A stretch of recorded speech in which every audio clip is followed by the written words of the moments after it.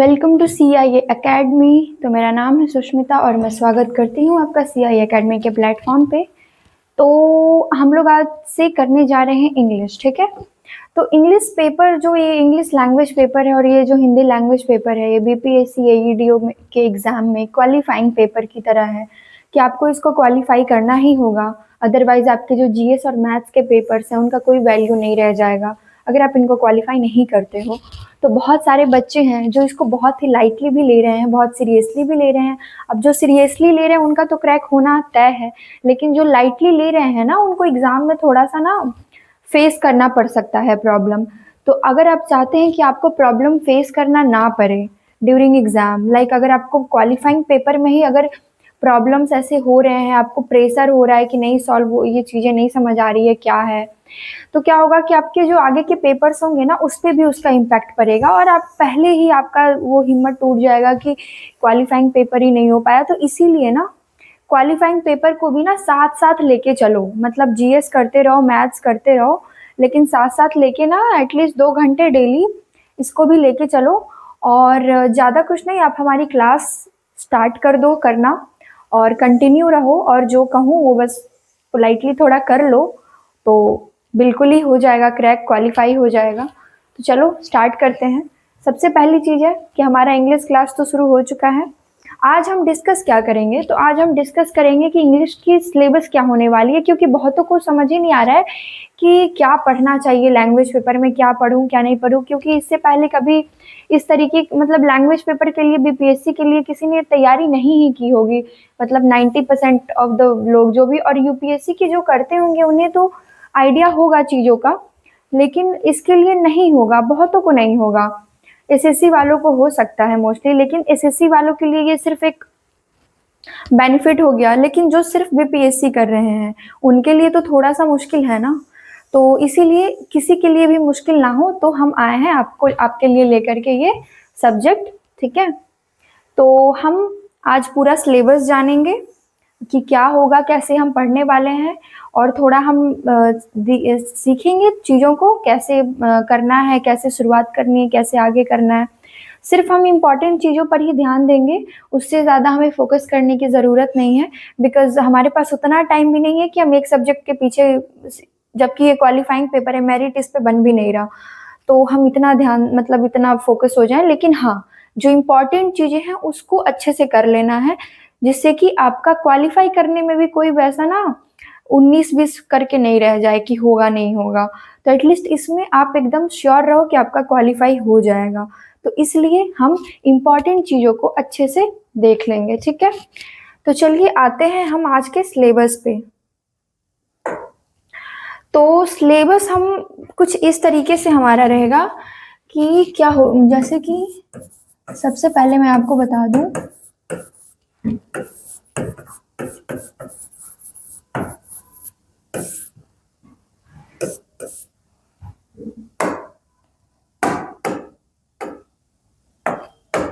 ठीक है। तो सबसे पहले हम पढ़ने वाले हैं ग्रामर रूल्स,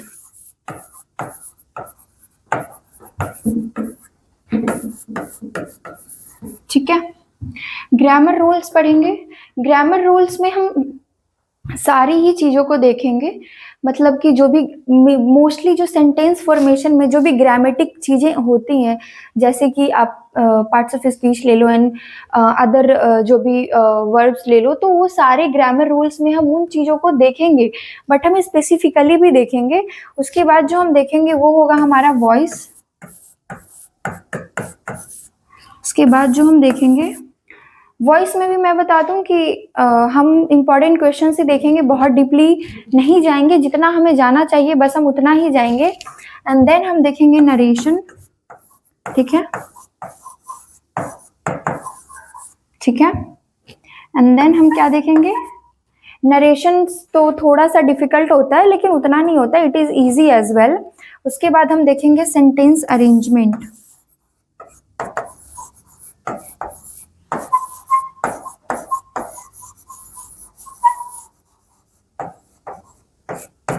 ठीक है। सेंटेंस अरेंजमेंट आप तभी कर पाओगे जब आपको सेंटेंस फॉर्मेशन पता होगा। अगर आपको सेंटेंस फॉर्मेशन ही नहीं पता है तो अरेंजमेंट तो दूर की बात है, वो बिल्कुल ही नहीं हो पाएगी।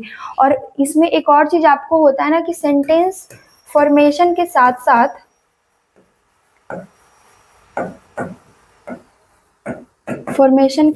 आपको क्या करना होगा, प्रैक्टिसेस करनी होंगी। प्रैक्टिस करनी होगी किसकी, अरे ये फॉर्मेशन की भी और अरेंजमेंट की भी।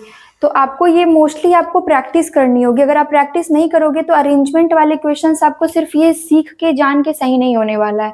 You have to practise. तो प्रैक्टिस के लिए ना हम मॉक क्वेश्चंस लाएंगे, बिल्कुल ही लाएंगे। आपको खुद से कुछ करने की, कहीं पे भी ढूंढने की जरूरत नहीं है। हम धीरे धीरे हम सारा ही कुछ आपको प्रोवाइड कर देंगे एग्जाम से काफी समय पहले ही, ताकि आप रिवीजन भी कर सको। ठीक है। उसके बाद हम देखेंगे वन वर्ड सब्स्टिट्यूशन, ये हमारा हो गया। फिर हम क्या देखेंगे, one word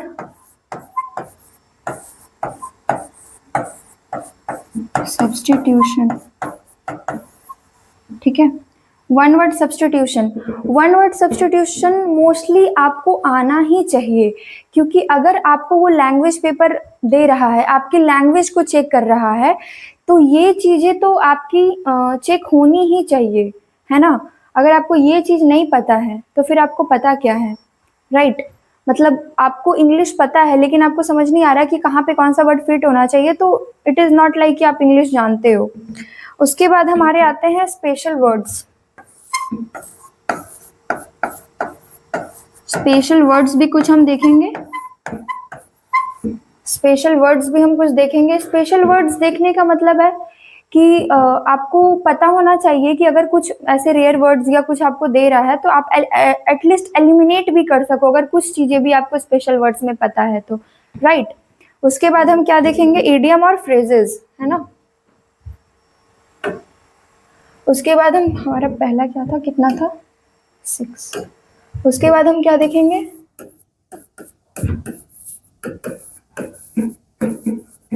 idiom and phrases.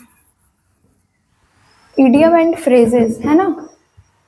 उसके बाद हम क्या देखेंगे, इडियम एंड फ्रेजेस बहुत जरूरी है, क्योंकि इससे ज्यादा क्वेश्चन तो नहीं, पर 1 या 2 क्वेश्चन इससे दे सकता है। तो जो इंपॉर्टेंट वाले होंगे हम वो बिल्कुल ही देख लेंगे। उसके बाद हम देखेंगे फ्रेजल वर्ब।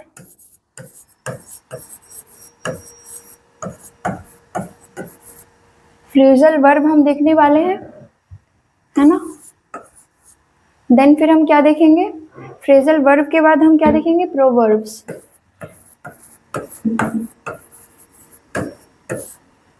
That's it. इतनी ही चीजें हमें देखनी है। अच्छा, आप सोच रहे होगे कि क्यों ना हम एक बार नोटिफिकेशन को भी चेक करें, राइट। नोटिफिकेशन भी आप चेक करने के लिए सोच रहे होगे, तो मैं आपको बता दूं, आप कर लेना। मैंने यहाँ पे आपको वो नोटिफिकेशन मैंने डाउनलोड करके नहीं रखी हुई है, तो मैं नहीं दिखा पा रही हूँ, लेकिन अगर आपको मन हो तो कर लेना। मैं आपको बता देती हूँ, नोटिफिकेशन में भी ना, जो नोटिफिकेशन हमारा आया है एईडीओ का, किसका, एईडीओ का, उसमें भी इंग्लिश को लेके कुछ और हिंदी को लेके कुछ दिया हुआ नहीं है। इसमें बस इतना बोला गया है कि आपको भाषा की नॉलेज होनी चाहिए। किसकी, भाषा की नॉलेज होनी चाहिए। इससे ज्यादा कुछ बोला ही नहीं है। अगर आपको भाषा की नॉलेज है तो आप वो पेपर क्वालिफाई कर लोगे। और लैंग्वेज की नॉलेज तभी होती है जब आप लैंग्वेज को बनाना जानते हो, लैंग्वेज को अरेंज करना जानते हो, उसके एरर्स पकड़ना जानते हो, उसका जो भी उसमें अगर मैं ब्लैंक करके दे दूं कोई भी सेंटेंस, तो आपको पता होना चाहिए कि वहाँ पे कौन सा वर्ड सब्स्टिट्यूट होना चाहिए। तो अगर ये चीजें आप जानते हो तो यू नो कि how to form the sentence, language, उस लैंग्वेज में क्या चीजें होती हैं। तो बस इतना ही हमें जानना है, क्योंकि और कुछ ना ये डिटेल्ड वाइज बताया ही नहीं गया है नोटिफिकेशन में कि आपको ये चैप्टर या वो चैप्टर इस तरीके से पढ़नी चाहिए। तो जितना भी हमने यहाँ पे सिलेबस लिखा है, grammar rules, voice narration, sentence arrangement, one word substitution, special words, और भी आगे हमने जितने भी लिखे हैं वो सारे ही बहुत इंपॉर्टेंट हैं। अगर आप करना चाहो तो आप सारा ही कर लो अच्छे से, और ये काफ़ी रहेगा आपके लिए। आई थिंक बिल्कुल ही काफ़ी रहेगा। ठीक है। तो ग्रामर रूल्स में आप सोच रहे होगे कि ग्रामर रूल्स में क्या क्या पढ़ाया जाएगा। तो ग्रामर रूल्स में आपको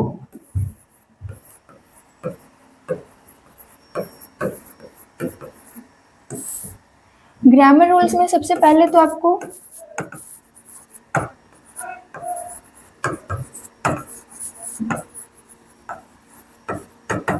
सेंटेंस फॉर्मेशन के लिए, है ना,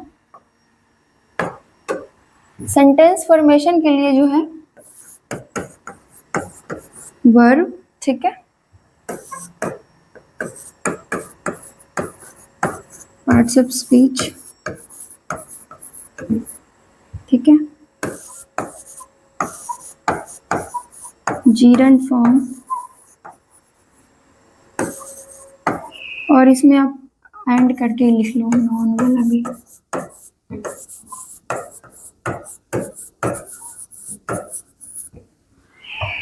फिर आपका मतलब पार्ट्स ऑफ स्पीच में तो सारा ही आपको देखना पड़ेगा, सेंटेंस के सारे आपको देखने पड़ेंगे, है ना। मतलब ये तो सेंटेंस फॉर्मेशन में हमको ये देखना ही पड़ता है कि लाइक इंट्रोगेटिव और इम्पेरेटिव से ज़्यादा ही आता है।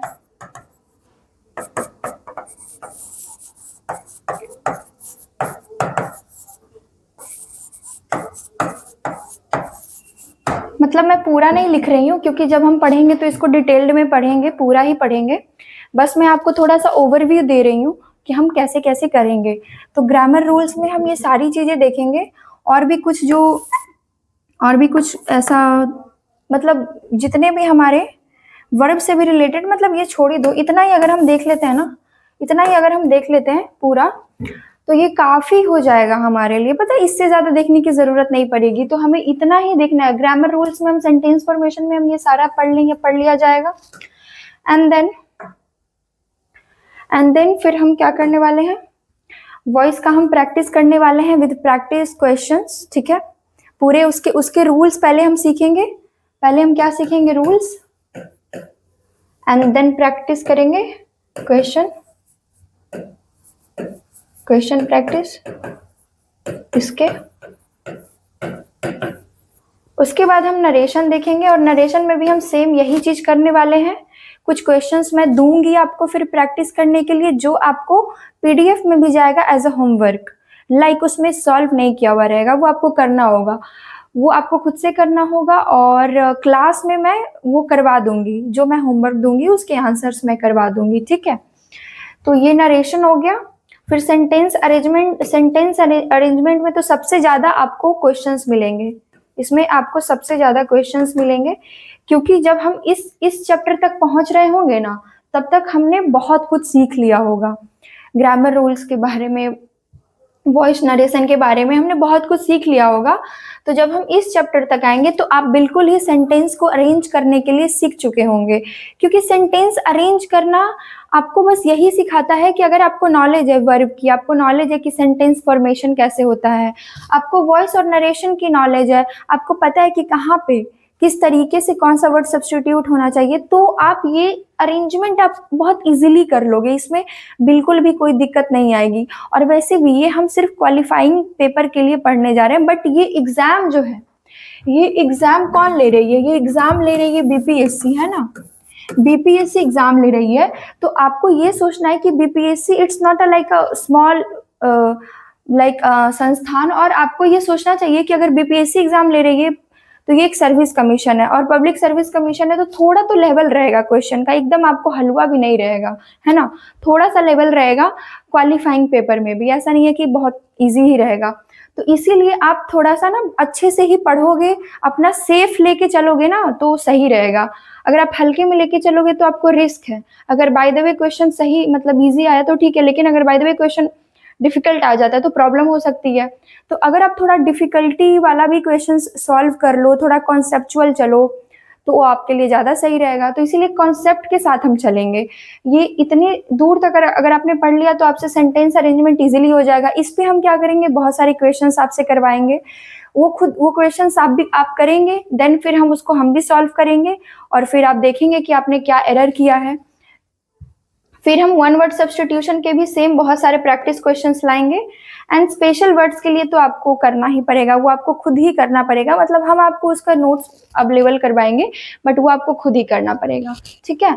तो जो मेन चीज है ना, ये चार, ये जो यहाँ तक जो चीजें है ना, ये 1 2 3 4 एंड 5, ठीक है, यहाँ तक जो चीजें हैं ना, इसका कॉन्सेप्ट आपको बहुत तगड़े तरीके से होना चाहिए, तगड़े तरीके से। इंग्लिश के लिए तो बेसिकली है कि इसका कॉन्सेप्ट आपको तगड़े तरीके से होना चाहिए, क्योंकि अगर आपको यही चीजें नहीं मालूम होंगी ना तो आपसे कुछ बने, कॉम्प्रिहेंशन भी दे दिया ना आपसे नहीं होगा, होगा ही नहीं। क्यों नहीं होगा? क्योंकि आपको नॉलेज ही नहीं होगी, बेसिक नॉलेज नहीं होगी। अगर इन सब चीजों की बेसिक नॉलेज होगी ना तो फिर आप पैसेज एंड ऑल सारा ही सॉल्व कर लोगे, उसमें कोई दिक्कत नहीं आने वाली है, ठीक है।